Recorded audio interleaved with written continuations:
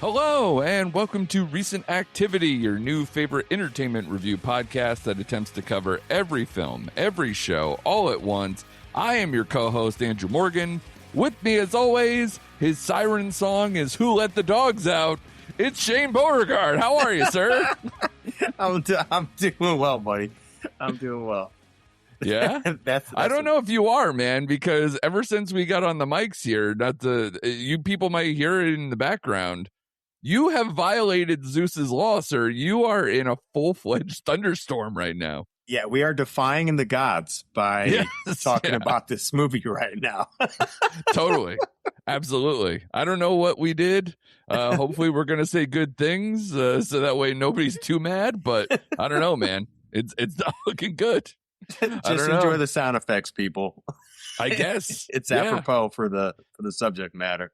Yeah. Fucking Poseidon's about to reach across and rip your throat out, I guess. Something. The seas are getting angry out there in Hollywood South. But batten down the hatches, man. Enjoy. Yes. Hopefully this will go nice and smooth as we cover Christopher Nolan's The Odyssey this week.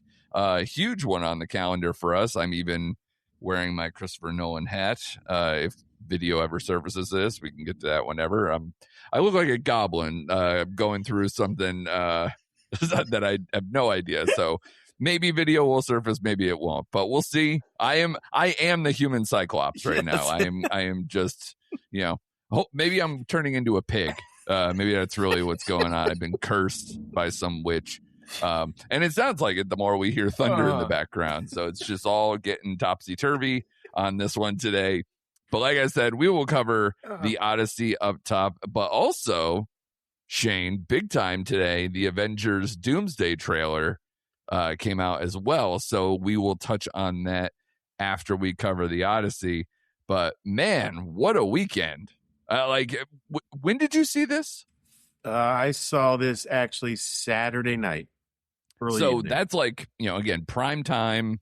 I saw it Thursday night with, the fan heads and all that stuff. Saw it in Dolby on the big screen with the loud sound, which, man, did you feel like, I don't know if you saw it in some kind of IMAX situation or any of those things, but it almost felt like the brown note was being hit in multiple times. Like my seat was vibrating so much in certain scenes that I was like, are we all going to be okay?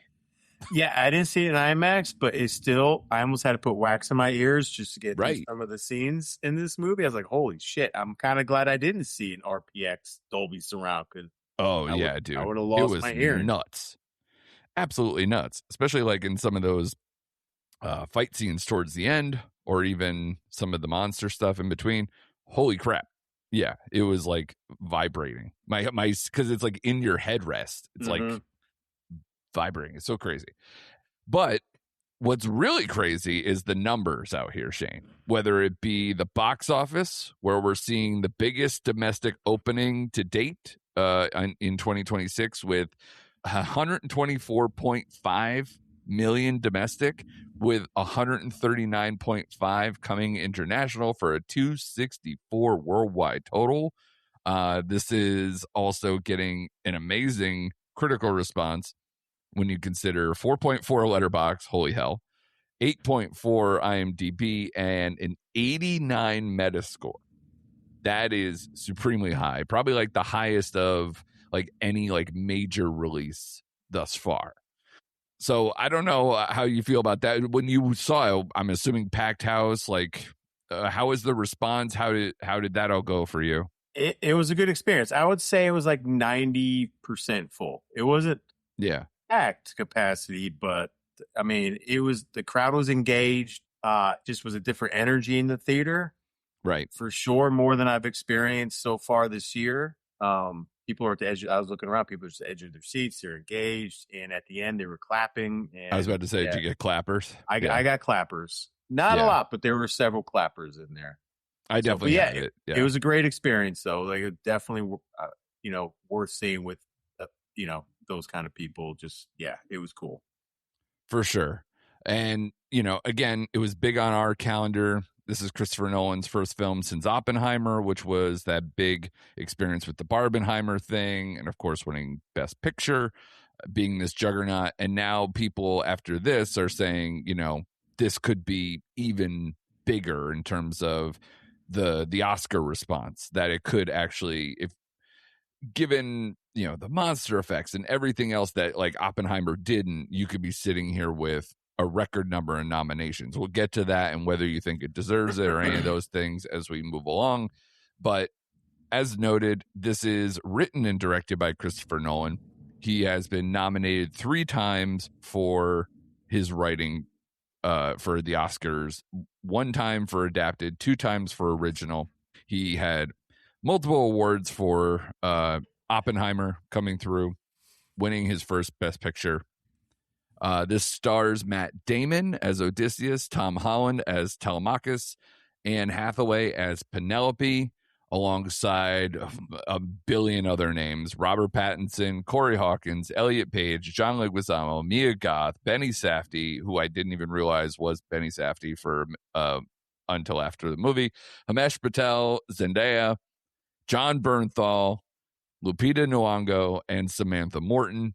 This, of course, is an adaptation of Homer, following the destruction of Troy. Ithaca's brilliant but guilt-ridden commando Odysseus begins his journey across the Mediterranean to reunite with his wife Penelope and son Telemachus. As the chaotic aftermath of war unravels, his fleet is thrust into a grueling, surreal Odyssey filled with monstrous adversaries and manipulative deities. Man, this is, at least you're going to get your money's worth with this movie, regardless of how anyone feels about it. It's got the epic grand scale. It's got the spectacle. It's got the practical effects. Have you seen things online, even just like the Cyclops monster, or like the practical thing that they used before they kind of implemented anything over it? It's nuts how much they went through. And even stuff like when the zombie soldiers kind of come up from the dead, they did that practically. They buried these people in the sand with like snorkels and straws coming out of the ground so they wouldn't die. Like, nothing was spared in terms of budget and everything else. And obviously it's, Zeus agrees with that giant thunderbolt in the back of your background of your recording there. But Shane, give it to me straight, man. Like, this is an interesting one because it seems like a massive swing for Nolan coming off of Oppenheimer. This is kind of the blank check of like, what do you want to do? And there were rumors of what he wanted to do. And then this one came out and boy, I mean, even from the trailer, I was stoked for it. How did you feel about it going in and how did it play out for you?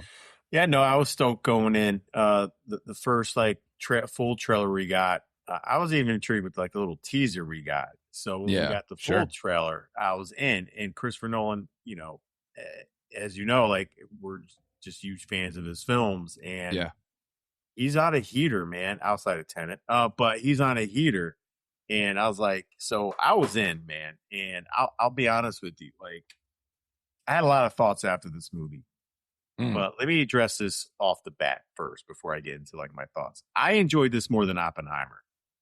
Yeah, sure. Initially, only because for me personally, I connect with Greek mythology stories than I do like the content of Oppenheimer, the actual story.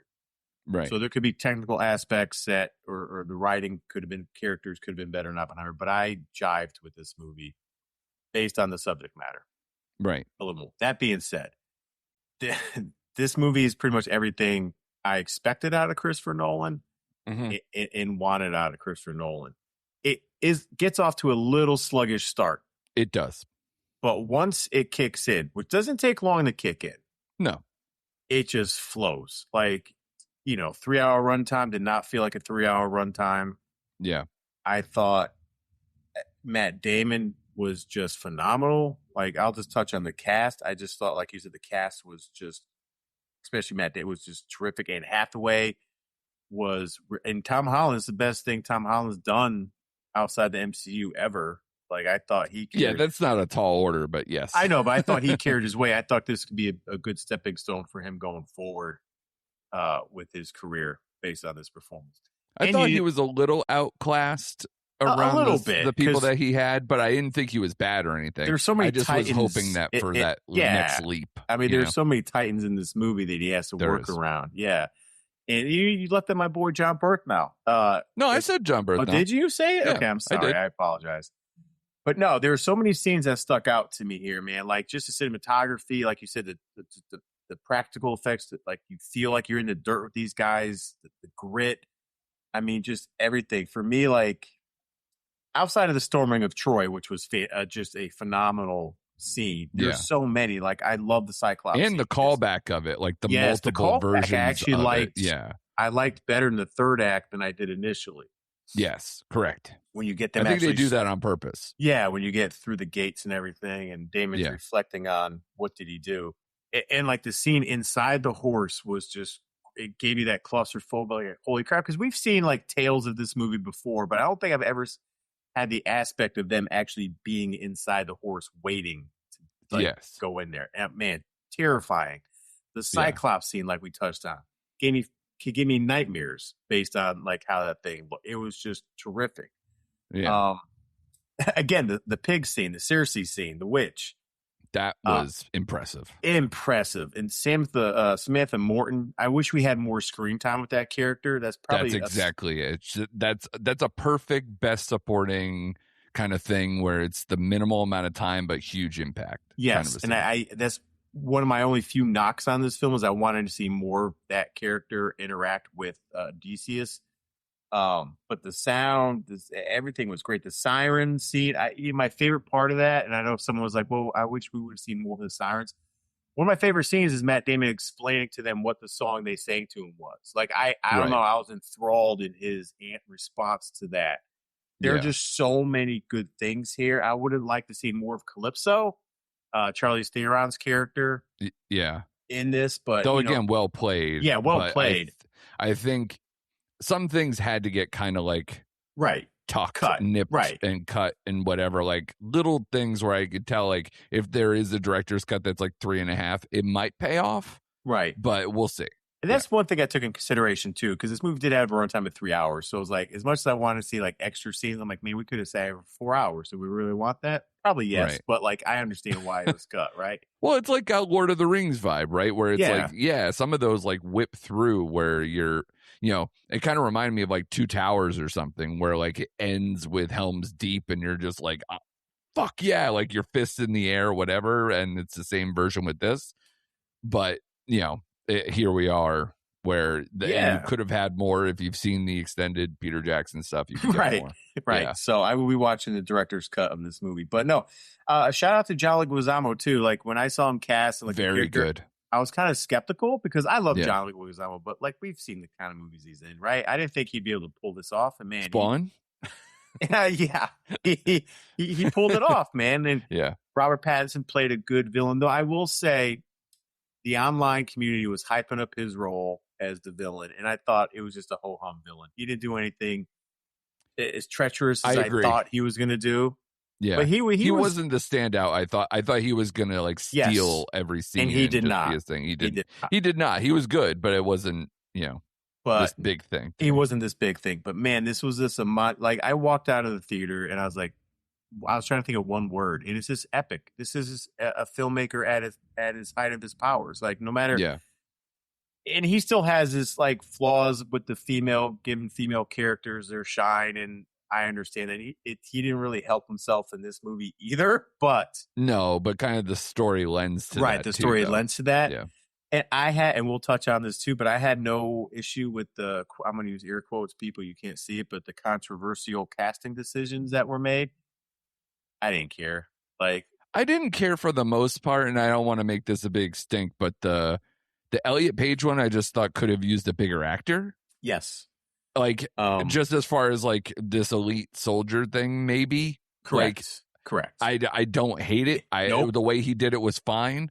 I just like, part of me was like, it was the Wayne's World thing with Charlton Heston. Like, shouldn't we have a bigger actor for this role? Like in the middle. So that was the only thought I had. Otherwise, I'm a fan. I don't care. It's great. I thought about that too, based on being a soldier. I thought, she was a little thin. I don't know. She just needed to be a little bigger. But And I didn't care because of the amount of screen time she had. Like, didn't matter. She's not in it a ton. Lupita Nyong'o's version of Helen. No, that's almost inconsequential. Yeah, like, because she's playing the multiple roles. People even got that confused online when they're hating stuff. It's like, get your shit together. Yeah, get it together. Come people. after people, please. I just wanted to get that out there for people. Totally. Calm down, people. Like, it's not a big deal. You won't even like notice or bat an eye because you're so into the movie and story. But yeah, man, this is a movie I want to go back and see in IMAX, for sure. To kind of see it, to see it again and see what I missed the first time through. But this is an epic film. That was the first thought that came to mind when I walked out. This is epic, and it was great, and it's such an achievement. And just, I mean, another home run for Nolan, man. I don't know how else to put it. Like, golly. It's a smart move for him as far as what he chose next after Oppenheimer too, and not only just for like capitalizing off of the whole blank checkness of it to get everything he wanted for this movie, but also to kind of, it's the kind of thing in modern cinema now that he recognizes probably more than anybody. He already knows he has the cinephile stuff where it's like, you're going to go see it in 70 millimeter, you're going to go see it in IMAX, you're going to get all these like large format stuff to keep cashing in on that because people who really care want to go see those things. Then he makes a movie worthy of all that, because he tried to do that a little bit with Oppenheimer too, but that only had really like the atomic bomb stuff that kind of was like, oh yeah, you want to see the atomic bomb go off in IMAX. It's like, well, this whole movie you want to see in IMAX. You have more of that going on. And then on top of it, there was a rumor, I don't know if we ever talked about it, but there was a rumor after Oppenheimer that Nolan was going to make a horror movie. I heard that too. And in a way, this is like, it's as close as he's probably going to get, unless he actually does one day. But even if this is like a soft test, like the more people are going to watch this, I think, is for those elements, for the Cyclops, the witches, the undead soldiers chasing them, the monsters on the channel, in between that channel going through, like the ones coming out of the caverns. Whatever it was coming out of like the when you go in between there. But there was just so many things in here that just feel like he has his finger on the pulse of what people want to see. Whether it's, some people try that too and then don't execute. He did it all. And a lot of, again, touching on the practical effects, touching on all these things that people get really enthusiastic about. I think he did that on a high level. To your point, though, I did think this film started a little slow. There's no performance where I was like, this is bad. But there are people that I thought were a little under what the people who were doing really well were doing. And it kind of shows at times. However, the story is just the way he constructed it.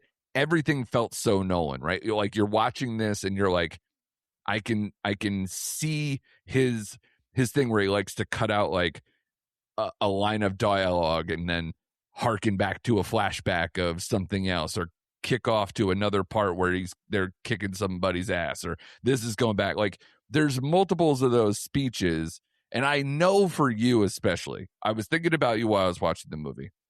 Just the fact that when you hear like Damon, like as Odysseus, get posed a question of like, are you going to bring the vengeance? And he's like, I'm going to bring it all. And then just fucking ass kicking for like the next 30 minutes. It was like, oh, Shane must have just been like buck naked, just running through the aisles. Like, and like once that bow gets, strong, it's like, in the suitor thing, holy shit.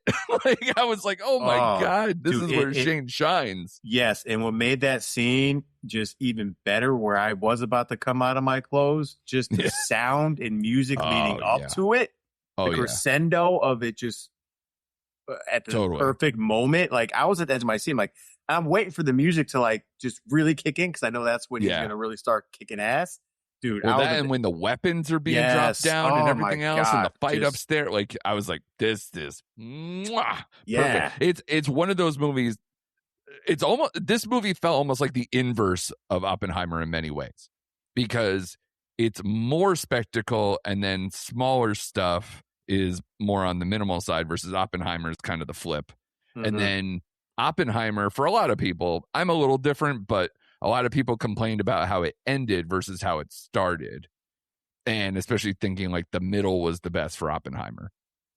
But this movie, I think, is the opposite, where it starts slow, it builds, and then it just fucking just murders you in the end. So I think that's and thinking about Nolan's movies in general, it's probably like the best. It made me think of like his better ended movies, like your Dark Knights, your Prestige, even Interstellar. You know, being caught behind the bookcase, the whole thing, like that kind of, those kind of moments, that it made me feel that more than it made me feel some, even just, lingering in the Oppenheimer moment, or even thinking about stuff like Tenet or any of those. So it made me feel like he's kind of back in his bag in that regard. So it's one of those things, and I agree with you with a lot of the cast stuff. Like Samantha Morton was a standout for me. The whole Cersei scene is just incredible. The Trojan horse stuff, the score is a massive home run again, because that is so, Nolan just demands it, right? And I think it brings people doing the best work when that happens. And immediately once you got into the Cyclops scene and any other monster stuff throughout, that's when the score just goes, we're going to brutalize you and bring out these incredible notes. So I was all over that. It's the same thing he does, but the cross-cutting he does is incredibly well edited. It didn't linger, didn't feel long. You didn't feel any of that. When Odysseus does finally come back, between Hathaway setting up her Oscar moment for Best Supporting Actress, or I believe it would probably be that, with the I Want Odysseus scene, was just incredible. And then you get a lot of big Obi-Wan Luke energy between Damon when he comes back and he's got the cloak and kind of like faking like he's somebody else and bringing it back in. It felt like, oh, old Ben, you mean? Like that kind of a thing going on. So I definitely had that. And then Damon having that cross-cutting speech before the suitor thing, the what if dialogue that he had, the 10 years of rage speech that goes into that sequence, that whole thing, I was just like, yep, cement that best actor nominee. We'll see how it plays out in terms of everything else, but that is absolutely it. And just the themes of almost PTSD, paying for the sins of greatness and intelligence as an instrument of war, and all the classic things that you get from this story that's been around in our lives forever. Yeah, it was perfect. And one thing I do want to tip to you for Damon, I believe we're both big fans. Damon's probably one of my favorite actors of all time. And he's never shied away from taking risks or working for directors he likes, even when it's not a big movie, but he also has worked on big scale. He's a franchise guy with Bourne and Oceans and everything else. Taking on a role like this, I did kind of think like, is this the biggest thing he's done in like a decade? Oh, easy.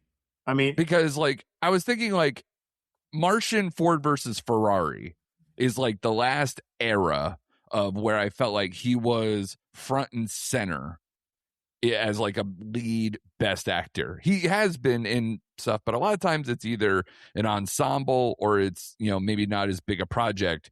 This one felt like the combination of both, where I think this is as much as like he cemented his best actor nomination, I think this is like a career emphatic stamp as like the elder statesman doing his best work still. Yes, this is by far, I think, I don't want to use the word weight carried, but like this is like the best Matt Damon performance I think I've seen in the last 20 years, probably, for me anyway. Like just the way he carried this film, and he floored me with it, man, because we haven't seen this in a while, to your point earlier. Like, I'm glad he picked himself off the floor from the instigators. You know what I mean? He's coming off of stuff like that. Yeah. And even for how much we like the Rip and stuff, you don't want to see him lingering in streaming hell for like a while, or even like, he was good in The Last Duel, but then that kind of got relegated because it didn't do well at the box office, or, you know, he's got a lot of those type of stories over the last 10 years. And I felt like this was exactly what he needed. So even though this is his third Nolan film, the other ones were small parts. This one is the big one. This one is the capper. This one is like I said, the stamp on the resume. So I was just very happy to see him do this as a guy who, you know, when I was a teenager and Good Will Hunting came out, I was like, wow, this is what movie making can be, which I know is insane. Like, I don't mean like the scale, but just, I mean, that kind of emotion, that kind of script and all this thing. It got me into like screenplays and buying screenplays and reading them and understanding. Like, that guy's been in my life in that kind of capacity for a long time. And I felt like this was a great way to kind of just and back end of the career. Like, I still got it. Let's go. Oh yeah, it was definitely the cherry on top of his career. Like, this is like his pinnacle, which is funny because, like, he's been, like you said, he's been doing it for so long. Usually these actors will have their shining moment or have their movie and then they kind of like fall off. But like, he's obviously had great performances before, and then he's kind of like went to the streamers and did this stuff. And now, like in his 50s, he's like coming over the top with, I think, the best thing he's ever done. Right. Because as you're talking, I'm going through the Rolodex of movies, and for me, like, yes, Ford versus Ferrari, he was good, but for me, he's like probably his last, like, I don't know. For me, he's like The Departed. I loved him in The Departed, but that was like 2006. That was 20 years ago. To my point 20 earlier. Years ago. Yeah, and so if you take that time, he's like at the end of the peak Bourne stuff. Yep. He's at the tail end of the Ocean stuff. He does The Departed. Like, that's probably the pinnacle. Like, it's the back half of like his major chunk of prime, right? Before he gets into some other, you know, lesser stuff. But like, yeah, and The Martian was his kind of mini comeback after all that stuff, because he had a little lull, and then now we're seeing it again. Like, you know, and Ford versus Ferrari was kind of not too far after that, and then now we're seeing the kind of resurgence again of the problem is I don't know if people are going to take anything from this besides that Nolan's a genius and that he's a box office. Like, his name, his direction is what is fueling this box office versus like the fact that, and there's a million stars. So you can pick, point and choose, like, oh, is it because of Tom Holland? Because look at what he does with Spider-Man. Or is it about, you know, Zendaya being in here, even in a small capacity? Is it whatever? Like, you can hat tip to any of that, but I think a lot of like what Hollywood might take from it is that Nolan is printing money because he knows what he's doing in terms of that, which casting is part of it. Right. I don't think they're going to take it as we now bank Matt Damon as a bankable lead again to carry a movie to $1 billion. Right. No, and I agree with that sentiment, because there are certain directors around that still you go to see their movie. They happen to have a great cast, right? And I think a lot of these actors and actresses sign on knowing it's a Nolan film. You know what I mean? Like, I want to be part of this. You don't get this cast if it's a different director. But my point is, like, hey, he might get, like, it might carry the Nolan name. People might see this because of the Nolan film. I want to be part of it. You know what I mean? Right. Yes. On a lesser scale, Tarantino's kind of the same way. I always refer to it as a Tarantino movie. You know what I mean? Not a Samuel Jackson movie or a John Travolta movie. It's a Tarantino. Yes, correct. Or Spielberg, same way. It's a Spielberg movie. Yeah. You know? So there are a few handful of directors. And it's funny because I walked out of here and I'm taking everything in. And I'm like, I don't know what other director could have pulled this off, like, to this level. I don't think there is one right now. I don't know anyone with an interest in this kind of grand filmmaking right now. That's what I'm saying, there's like, right? Yeah, there's kind of, especially this type of story, because there are people who are blockbuster filmmakers that exist and are even in their prime. But like a Joseph Kosinski, who makes, you know, F1 and Top Gun Maverick, like, he's going for blockbuster scale, but in a different way. Nolan's doing it in like, it's powerful storytelling. But it's got like, again, like an epic novel behind it, like these stories, these classic things. Or even when he's doing Oppenheimer, he always goes for like great men, powerful fronts in terms of performance and the kind of characters he leans into. I don't know.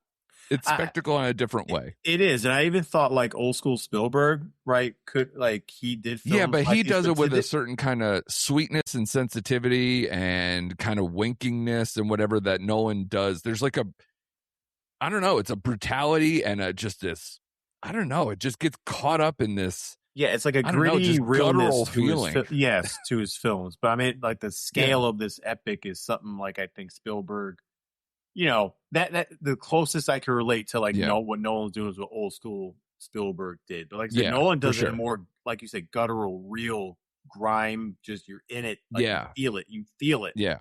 Kind of way. And man, I mean, yeah, I was racking my brain. I'm like, I don't think anyone could have done this to this scale, man. Like, so no, whatever this gentleman wants to do, just let him do it. Like you said, he this is kind of part horror, but if that's his part horror, like if he wants to do a full horror film, okay, let's go. Yeah, I don't even know what that looks like for him. I don't either. Again, you know, he knows how to set the tone. He could do it right. The problem is that the way he likes to kind of formulate his stories around certain types of characters, especially like strong, complicated male leads, I don't see him making like what feels like a modern horror movie, unless you're talking like more akin to like how Jordan Peele kind of dances around doing like Spielberg level spectacle with like Nope, but also keeping it horror in elements. I could see him doing something touching more on that, especially if, man, the way his box office is trending, like, I don't know what he would have in his bag next to kind of keep that train going, but I was thinking that too. If he's going to do a horror movie, it would be more like the Jordan Peele-esque horror movie, not like what we see now. But like you said, I don't know. Like I was like, would they give him back? Like, would they give him another Best Director? Like coming off an Oppenheimer? I don't know, but there are going to be a lot of nominations in this, and I would like to see Matt Damon, and even Anne Hathaway. Like her scenes, like I think she gets nominated. I kept thinking like, and I love the Anne Hathaway, but some of the scenes in this movie, I'm like, this is the best work I think I've ever seen her do. Yeah, which is funny because this going into 2026, it was like the running joke of like it has to be the year of Anne Hathaway because she has like 5 or 6 movies coming out this year, and we've already seen at least 3. Three? Because you know she had Mother Mary, she had Devil Wears Prada 2, and this, and I don't remember if I'm missing one that's come out yet. Yeah, I think you might be missing one, but she definitely has a couple still coming. Yes, between like her and Zendaya, who are in a ton of stuff this year. Yes, right, because she's already had the drama, this, and then obviously she's going to have Dune 3 in the back half, and I feel like she has maybe something in between, or I'm forgetting something. She has multiple. Ones too. I mean, she was already in the drama, right? So, yeah. And Spider-Man and all this stuff. And Spider-Man. That's the one I was forgetting. In the last season of Euphoria. I mean, sure, can't forget that. Yeah. So I mean, between her and Anne Hathaway, they're having a heck of a year. Is Anne Hathaway in that the dinosaur thing? The end of the end of whatever street? Yep. Is she in that? Oak Street or something? Yeah. She's in that. The J.J. Abrams movie. Yeah. So I'm like, and I'm probably forgetting something towards the end of the year too. So yeah, it's gonna be nuts. She's having a big year, and I think the Academy likes to recognize that in a way, but I think this is the one. Mm-hmm. Again, sight unseen with the rest of the stuff to come, but as far as like the notes she hits on this, I told you, like that one scene where she's just completely outclassing Tom Holland. No offense. The no offense taken, right? Yeah, and that's it. Like she's just going for broke, and then punctuating it with that "I want Odysseus," thing was great. Yep. So I think that really cemented her nomination. I agree with you about Damon. Did you have anyone like? Does Samantha Morton like? Yes. Again, that's a classic thing, but people will just be like, "Well, the screen time is very limited." Yes. So, but she stood out. She stood out in a big way. Again, probably might be my favorite scene in the entire movie, and I wish they would have explored her background a little bit more. I wanted more of her. Yeah, with the sister and the crow or whatever. Yeah, I wanted more of her story on screen. But man, she came in. It's like at a lesser scale, it reminded me of the Kira Sedgwick scene I was talking about, Caroline, because she comes in like a whirlwind and just dominates this scene. It is so good, but I don't know if there's enough screen time for her. Yeah. I kind of feel the same way here. Like, to me, well, it harkens back. I think Holly Hunter maybe has the record for like the least amount of screen time to get a nomination for Best Supporting. Right. I think it's maybe that. But yeah, it's an incredibly low number. It's like something like 8 minutes or something she was in a movie or something, but it was so impactful that they just couldn't deny it in such a big movie that year. Right. This might have that, but they already have so many nominations that I don't know if this movie's going to just, because even the other big movies that we've had thus far, right? Think of who she would be up against to get maybe a second nomination out of the 5. Like the other big movies that we like, unless we're talking The Invite, right? Where it's like, would you put Samantha Morton in over, say, Penelope Cruz or, maybe? I don't know. Probably. I would. I don't know. I would. But I think, again, are those going to be something where they cancel each other out at some point or whatever? So even we just sing the praises of Emily. For Disclosure Day. Yeah. Like something like that where Emily Blunt's really good.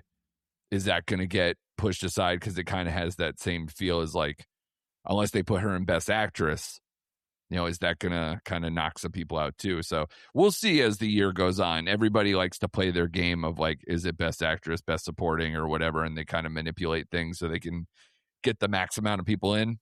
Right. So we'll find out. But as of right now, if you like, there's been some bigger podcasts, your Big Picture and, even just listening to my boys, Mike, and Oscar, they think this could break the record where you're talking 16 nominations because it's got everything from cinematography, director, picture, like all the majors in the top of the class. And then you're talking the below the line stuff with costumes, makeup, effects work, everything, sound. So name me a category like they just can't get in because it just feels like they could have something for everything. And that's kind of this type of movie. And especially with the critical scores as they are right now, man, something would have to come along and really knock it off the pedestal. Even if I say like maybe this, I don't know if this is my favorite film of the year, but I will say like if somebody said like, well, it's going to go to the Oscars and dominate even more than Oppenheimer did, I would not be shocked at all and not mad at it at all either.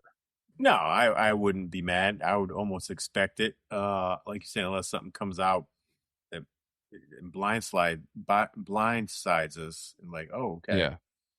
But as of now, which this year's been that way, Shane. Yeah, no. As of now, like this movie should get into almost every category, and I wouldn't be upset. Like again, if this movie came out, if we talked about this in our top 5, obviously my top 5 would have had a major shakeup. But right, yeah, sure. It was something to be seen, man. I can't sing the praises enough of this film. All right, we'll put those praises to a score, baby. Which is going to be funny when I tell you my score, because you would think it's a 5. It's not. It's a 4.5. See, that's where I'm at, too. Only because of the sluggish start and some of the minor character arcs I would have liked to see a little more. That's exactly it. So, and not to mention, like, I don't want to call it cheating, because it is an achievement to do what he's done with this story that we do know well, right?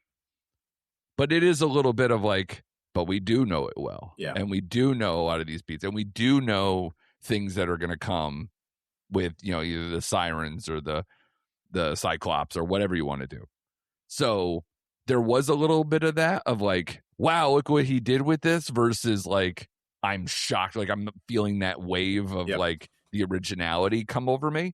So that's the only reason why I think it's just a peg less, because even, and I didn't prep you for this, but maybe it's been on your mind, Nolan rankings, like where would you think to put this? Like, do you have, or at least like, do you have ones that you're like, I have this, and this that I would put ahead of this movie, and those are all five-star bangers. Oh, good question. Good question, buddy. Again, I enjoyed this more than Oppenheimer. But see, I'm more of an old school Nolan head. So, like, for me, my favorite Nolan movie, and it's always been my favorite Nolan movie, is Memento. Right. I have The Prestige ranked really high too. I think that movie we said before gets slept on, and I still love Inception. See, I would put this above Inception. I would put this ahead too, but I'm saying like of my top Nolan films. Dark Knight. Yeah, well, Dark Knight speaks for itself. I mean, that's it's This right is there. Why I ask questions. Yeah, it's right there. But like Dark Knight, I still like better than this movie. So I'd put this right behind. For me, it'd go Memento, Dark Knight, and then it would go probably the Odyssey, then Prestige. If I had to give you like a 4. Oh, I would put Prestige ahead of this. Okay. I just think it's a much better story. Yeah. I mean, yeah, story-wise, character-wise, yeah. But it's tough. Yeah, Which, again, I think this is why we said those words about Nolan, is because a lot of times I just keep going back to it's like a subtle revenge movie. Like every movie is like a subtle revenge movie. Yeah. It feels like, whether it's between rivals, like a Prestige thing, or whether it's, the Odysseus thing where it's like the complications of war, and then he comes back and then it turns into a revenge thing as he's trying to, do right by his city and his throne and his family, so okay, well, let's put it this way. Sword and Sandal 1 for 1. Are you putting this in like the Gladiator category? Yes. Yeah, for sure. So I think Gladiator is just a little bit better because it's a stronger, I think, just flow to the story. And it's, again, like it feels familiar, but it's original. Yes. So like, I think there is something to that where I'm holding back a little bit because to your point, I would put it in that category, right? It's in the category, but it doesn't exceed it. It doesn't exceed it. Because like you said, I like the journey of Maximus and the character in the world a little better than this one. Question.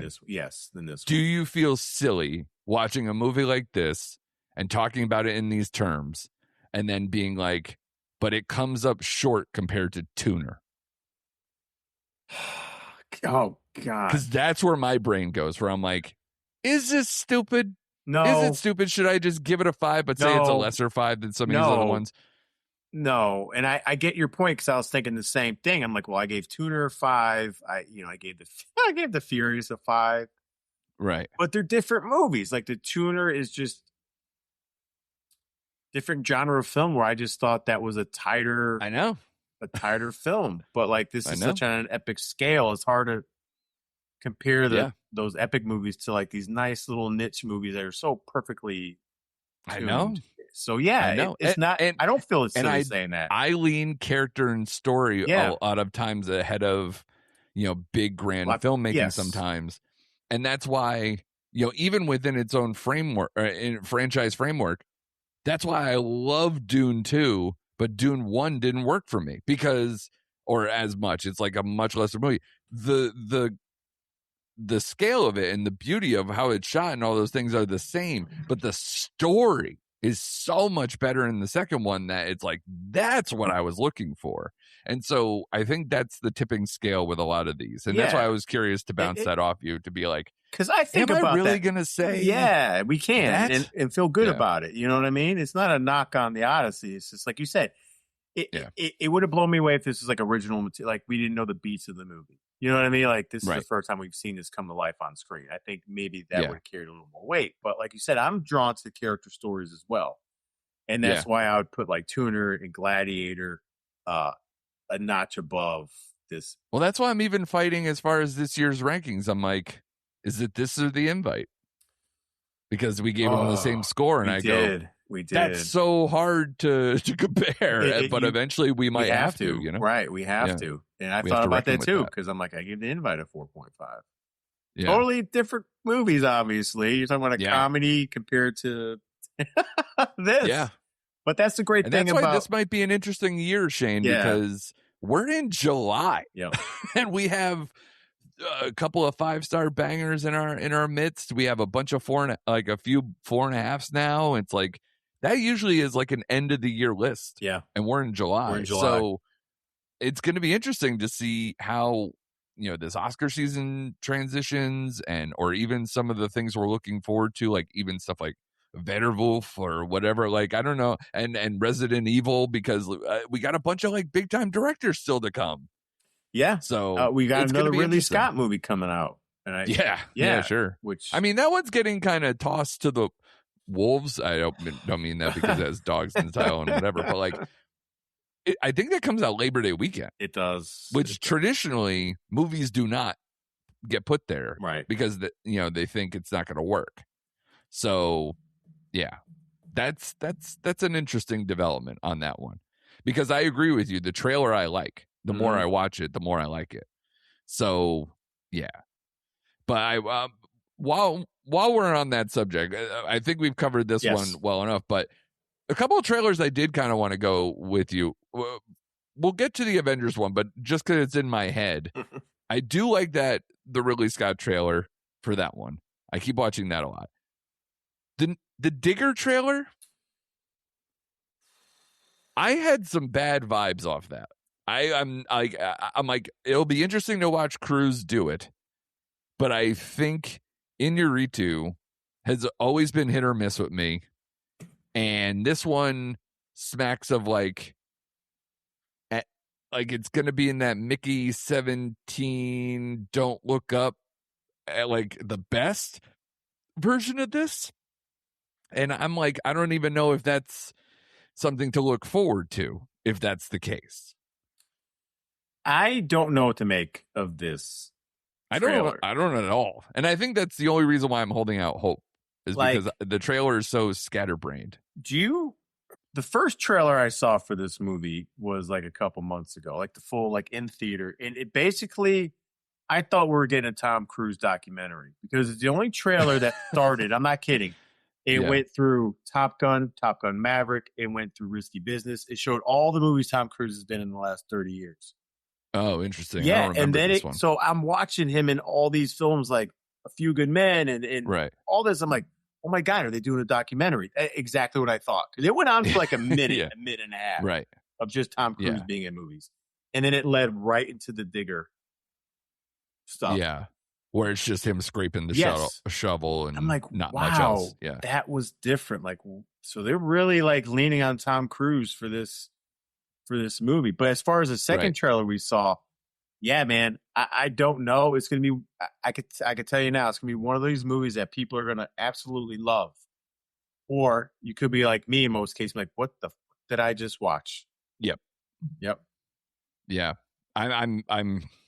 There's gonna be no in between. Optimistic. Yeah, there's probably not gonna be anywhere in between. Nope. Unfortunately, that's Inarritu too. Yeah, like it's the people like, and even on the good ones, like even Birdman or something, like people are just like, I hate this thing, and then it wins Best Picture or whatever. Yeah, and I didn't like The Revenant. I'll tell you now, not a fan of The Revenant, man. No, it was fine. It wasn't my kind of thing.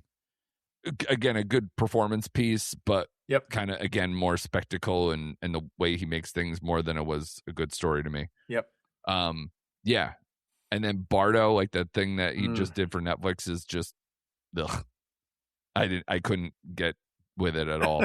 So I don't know what to think about that. That one makes me weird. But let's get to the bigger one that came out today, Shane, because we just watched the Avengers Doomsday trailer that came out today. And I'm in mixed because I'm watching it and I didn't hate it. Like, I don't have any of those like Marvel fanboy just rejected things straight out.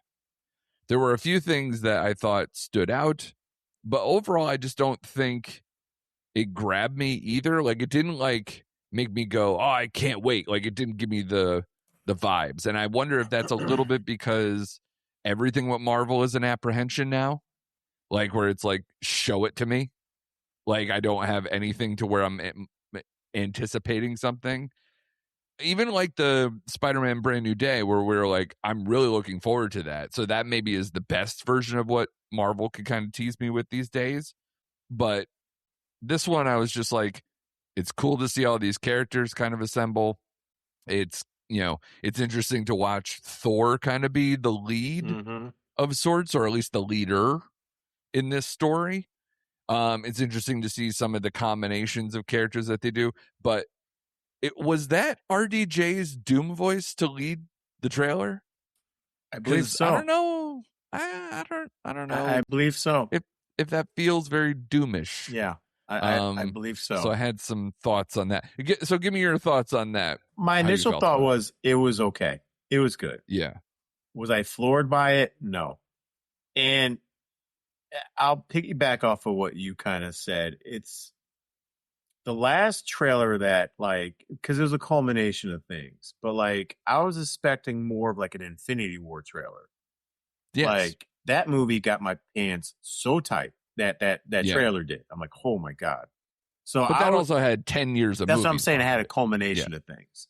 Yeah. But again, this movie is something we've been waiting for now for a long time. This is supposed to be their big Avengers comeback movie, right? This is supposed to be it. Now, it doesn't have the backing or the culmination of like a phase being behind it.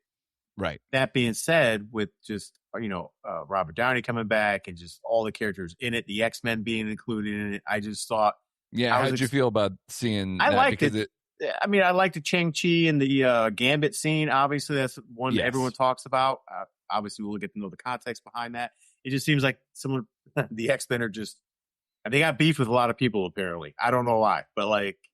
Yeah. And no matter how much I love Ian McKellen and Patrick Stewart, it just feels like, God, man, you felt all 25 years plus that they've been doing these characters now. Yeah. Where it's like, it weirdly didn't seem fresh and invigorating. Correct. As much as I hope, because we're kind of sitting in this middle of, we're bringing back old characters that weren't part of the MCU, but they're new to the MCU. So we have to do that dance. And then even seeing like, there's a lot of Black Panther in here. Yeah. For the fact that we don't really have that kind of settled. And yeah, I think there's going to be a lot of, this movie's going to have to be incredibly long, because it feels like it's going to be it's going to feel like a part one of something, even though they're not labeling it as such. Right. It feels like it's going to be, almost like the lead into a Secret Wars or something else, or even just a bridge X-Men movie, or, how they're going to kick off maybe another Fantastic Four movie if they're so bold, so I don't know. I'm kind of in the midst of like, but overall, I think this is so huge for them. Yeah, it is. But again, I just thought it was an okay trailer. Was it bad? No. Was it really great? No. Did it make my? What'd you think of Rogers? Did it do anything for you? I mean, because we've seen him before. We knew who it was once Thor stuck his hand out, like in Lego. Yeah. I kind of knew it. Well, we knew it was coming because all those mini little commercial things. So unless they, there's a misdirect. The Viagra commercial. There's a misdirect by Marvel, and that's Captain Hydra or whatever instead of Steve Rock. Who knows? And it might be because if we're tipping Secret Wars later or whatever, it might just be a red herring. So you never know. So the one thing I did talk about with this trailer is what you kind of stole some of my thunder, pun intended, was it was interesting to see Thor being like the anchor point of this Avengers squad, trying to get everyone together, because that wasn't in his character. It's never been in his character. Yeah. But to see him anchor this team and trying to get everyone to come together, I thought was an interesting part of this trailer. And I'm for it. I'm for Thor like being a pivot point in this movie. Let Hemsworth get some shine there. Yeah. Because he is like the elder statesman of like, you know what I mean, of the old Avengers. He's now like the elder statesman of like, I know that. So it makes sense there, but I'm sorry, go ahead and say what you were going to say. Well, no. And to your point too, like by extension, who else is there left? Like even talking Cap in a different direction, you got, the Falcon now turned Cap, you got that kind of stuff going on. Anything from the Cap universe is pretty much still intact and older, whether that means Bucky now in the Thunderbolts category versus the Cap category, but whatever, it's all still there. The Black Panther characters have now been around for quite some time. You still have Ant-Man. You still have, I don't know, are we expecting Spider-Man to be in here? Good question. I just thought about that as you're rattling off some of the Avengers stuff. Yeah, I don't, because that was kind of the tipping point, right? Where it was kind of Downey looking to him and giving him all the suits and kind of making it to where he might take the reins at some point. Yet here we are. But I wonder if they're waiting for Brand New Day before they put him in a trailer. And if he is, it like you said, it'll just be that we don't see it coming because we haven't heard Spider-Man being in this movie. We've heard of him being in Secret Wars, obviously, but not in Doomsday. So they're also very careful with which X-Men they're putting out there. Yes, they are. So that should be interesting. And then, of course, if there's anything, like I said, from Brand New Day that kind of moves people into position in this movie too, I think that's also going to probably be in the next trailer. Right. I think they just really wanted to put something out there. This trailer is literally just a quintessential teaser. It's just trying to, which this leads to my next question to you, is did they do enough for Doom to like get you excited for Doom? Because I don't think so. Nope. But like it's fine. Yeah, it's fine. You know, it didn't detract anything, but it's the whole tone of the trailer is trying to get you to be like fearful of Doom and the capabilities of Doom.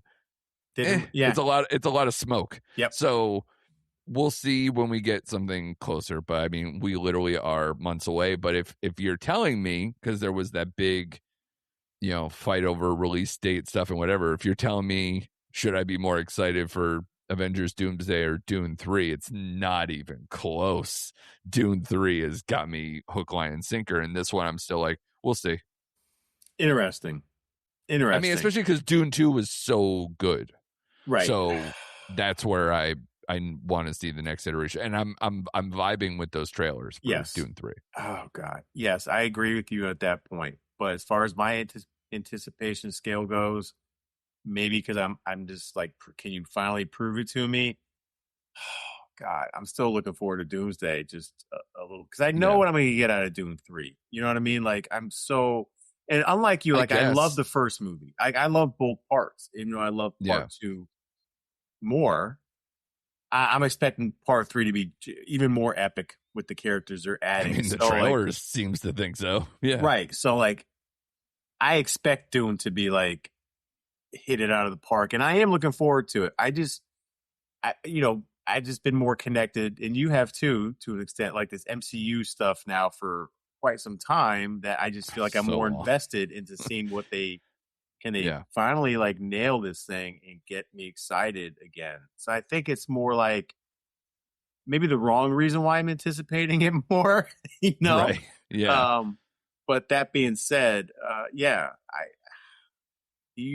answer, because I've had people say, I can't wait for Doom 3, you know, Avengers, maybe both for me, but we'll see, man. Yeah. I mean, because who knows? Spider-Man Brand New Day might be the thing that we're like, fuck, can you believe this? Like after like 2 weeks after the Odyssey being like, wow. And listen, regardless of what happens, we'll have a lot to talk about during those 2 weeks in December when we get, the Doomsday and then Dune and then Werewolf and whatever else is there. So I mean, hey, it's gifts for us. You know? Oh yeah, it beats the crap out of like the end of last year when we were just like, all right, so Avatar is going to suck up all the oxygen. You cool with just kind of like letting the year die? Yeah, not so this year, folks. Not this year. Although, folks. Again, Marty Supreme, I really liked. I don't want to poo-poo that. But like, as far as like the big releases, it should be interesting. But yeah, I'm looking forward to the end of the year now that we're starting to see some of the pieces coming around it. And we'll get Cliff Booth in IMAX too at the end of the year. Like, we got a bunch of things that we're just really excited for. So even though it feels like between a bunch of 5-star movies we've had to this point and, you know, and the Odyssey and the Invite coming close and all these things. So like, oh man, look at how this year did it already peak. Who knows? We got a lot of stuff to still look forward to. And I'm very interested. And like it's Resident Evil and whatever else, dude. So we got a bunch of stuff, baby. It's good. It's all good. Good vibes on this episode. I love it. This has been a long one again for us because we're just so excited to put all these opinions out there and cover a lot of this stuff, which is the opposite of kind of what next week might be. So we're giving it to you now, folks. No kidding. Yeah, exactly. Next week is Motor City? Question mark. Yeah. So we'll see in terms of if something pops up or catches our fancy that might add to that to make a good episode. Not that we don't love our Alan Richardson Correct. beating people up stuff. So maybe we could tie some things around, but be sure regardless, because we got so much more, especially with Spider-Man coming and all these other kind of like big swings in August that we are seeing as well. Be sure to subscribe wherever you are listening to this or watching us. Be sure to tell a friend, give us 5-star review, do the full onslaught, ingest us wherever you like, at Recent Act Pod on the socials. Got to catch all those solo missions from Shane, whether on Instagram or YouTube on our feeds. We got so much content, folks. Just come out here and get it, and be sure to come back next week for more recent activity.